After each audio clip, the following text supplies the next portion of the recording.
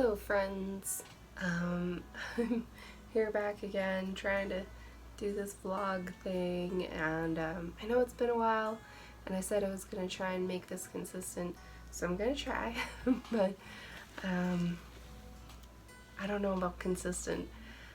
I don't know about you, but I struggle in the summertime mostly to keep consistency. Normally we're homeschooling, and when I say that, it's like really loose, kind of more like correspondence school, because all my kids have teachers, and you know, we work with the teachers, and so having that not in play during the summertime always kind of puts things a little off for me. I don't know, well, what should I do? Do you want to go to camp? Kid doesn't want to go to camp. Do you want to do this? I don't want to do that. And it's hard because you're trying to keep kids busy during the summertime, but there's no schedule anymore, and there's no like expectations anymore, and so that's a big reason why, like, strong words, but I hate the summer, because it puts it all on me to figure out how to make everybody happy. And when you have kids that range in age, they're not going to be happy. Like, no one of them is going to be happy with whatever you choose to do. 2 of them will be happy, the other 3 will hate it. It's just, you can't win. They're at ages where you can't win, and it's very discouraging. It's hard because you're trying to keep them busy, but also try and get work done when they're busy. Anyway, that's kind of been my sob story this week, which is probably why I didn't vlog, because I was thinking, I don't really have anything positive to say. I don't have anything that, it's just gonna sound whiny, and I don't want to sound whiny. I don't think anybody wants to hear that. So I'm gonna not talk about that as much as I can. But then I just spent a couple minutes talking about it. So anyway, if you also educate your children, or maybe you're dealing with kids that have, you know, intricacies to their learning, maybe you can kind of identify with that. So anyway, this week my little pet project when everyone goes to bed has been teaching myself a little bit more about Procreate and how to emulate an oil painting look in Procreate. So I took a sample reference, and I'll try and put it in here. One great thing about Procreate is that it takes every mark you make and it turns it into a time lapse. So everything that's done on the canvas you can see. In the beginning here you can see I'm just testing out different brushes. I've tried oil painting in digital before, but it always looks too smooth and you don't get like the texture of oil as much, I think because I was over blending. So here I'm just trying out different brushes and, you know, trying to find that texture, find the feeling of oil paint. And yeah, so that was kind of an interesting exercise.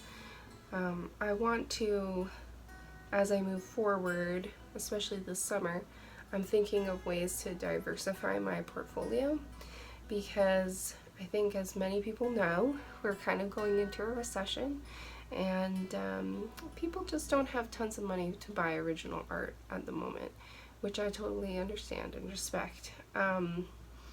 So there's always a market for art. It's just one of those things.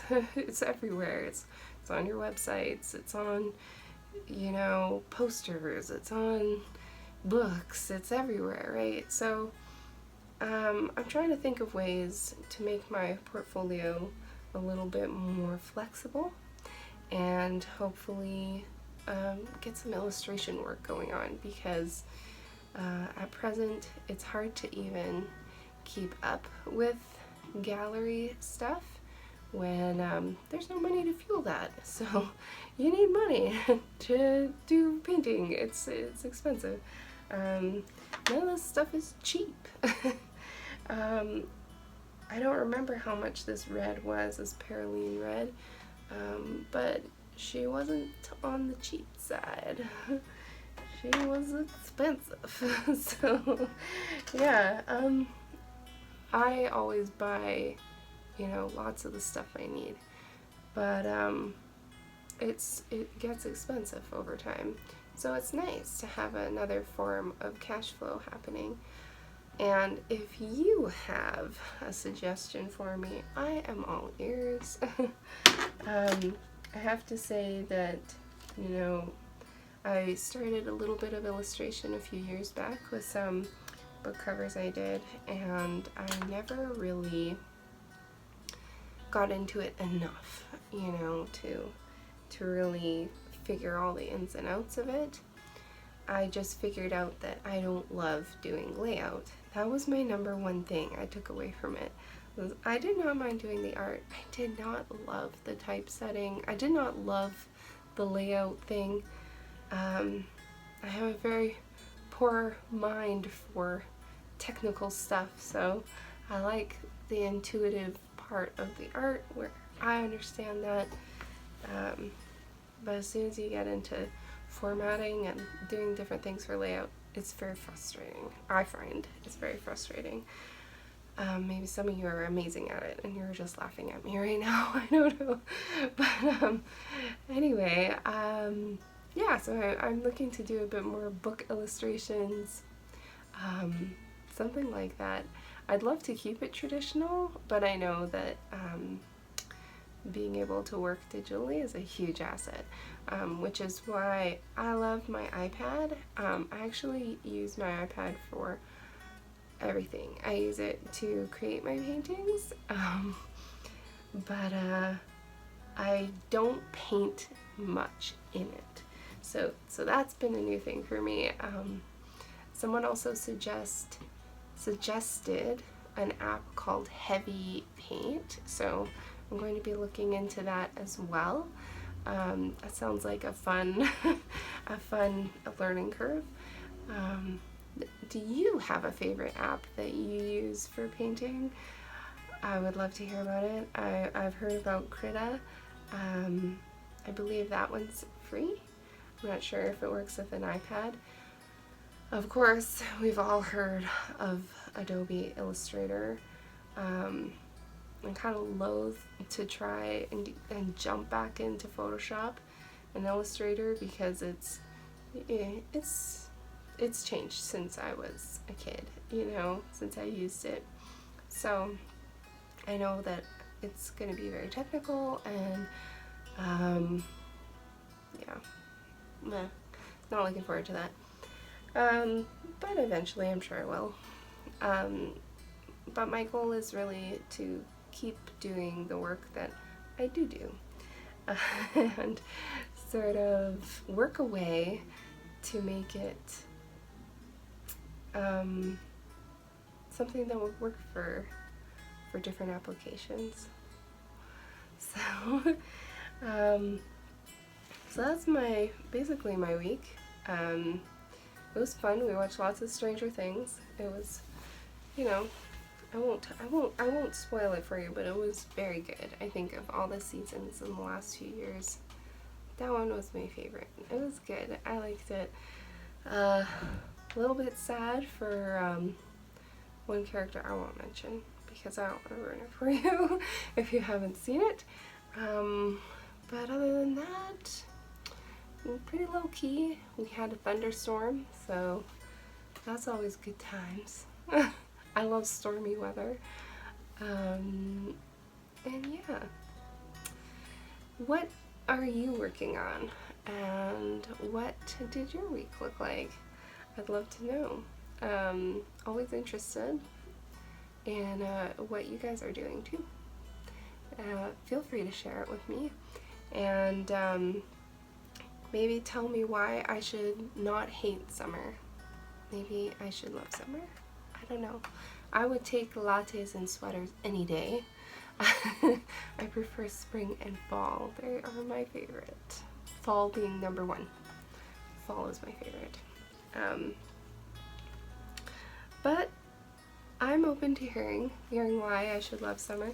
I live in a very warm place, so summer is normally too hot. Too hot for fun. But anyway, that's my vlog for today.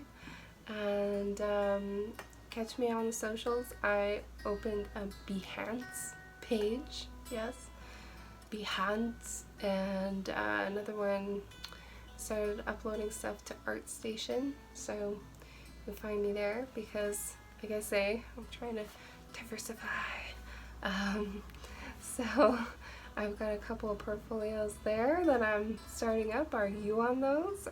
If you are, drop your thing below. I'd love to check it out. And since I'm totally new to all of it, any tips you might have? I think immediately, as soon as I posted on ArtStation, I think it was, someone from Disney got a hold of me and said they had a job for me, so that sounded legit. I think that's gonna go places. So yeah, that's a new experience, and I hope your week is good too. Bye. You go for a nice walk? Oh, it's okay. Look at this beautiful scenery. I love the scenery right before a storm. There's a historical sycamores. And look at those clouds.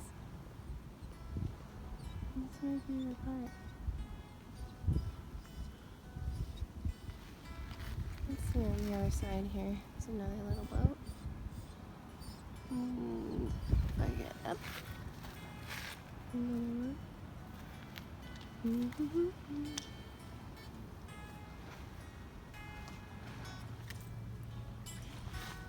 And the little dog. Come on, Pop.